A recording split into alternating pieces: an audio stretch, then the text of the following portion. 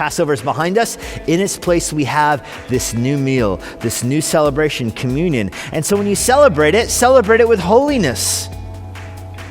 It's for believers. Every time you take that bread in your hand, you're celebrating the sinlessness of Jesus Christ and the fact that you desire to be holy as well. Communion is a testimony to your own desire for holiness.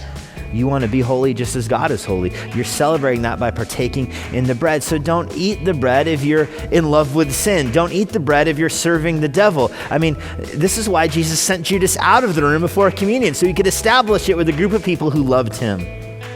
But I want you to appreciate that every single time we take communion, you're declaring that Jesus was a real person. As real as that bread is in your hand, Jesus had a body. He was in human flesh.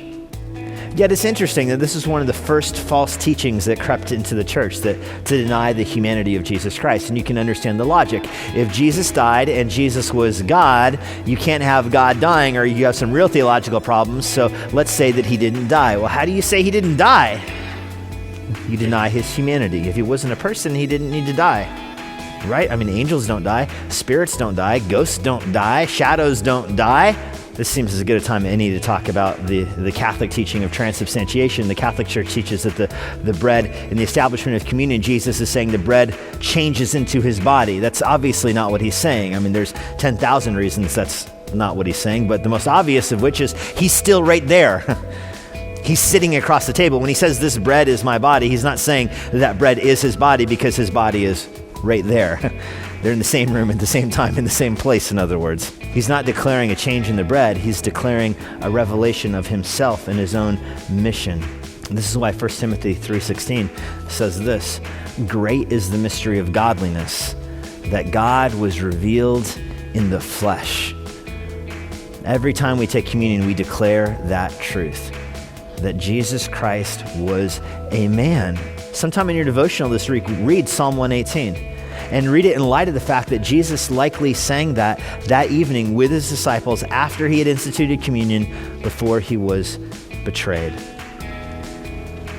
As we turn our attention now to communion, I want you to appreciate how all three of these things are working together.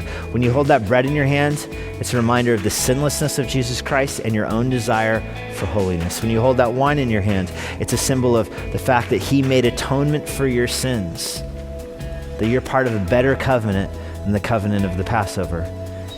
And as you take it, you're declaring that's your desire for Jesus to come back to this world and rescue God's people.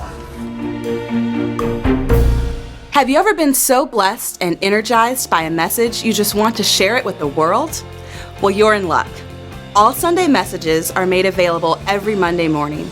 It is Immanuel's vision and hope that you use these resources to share them with individuals in your network.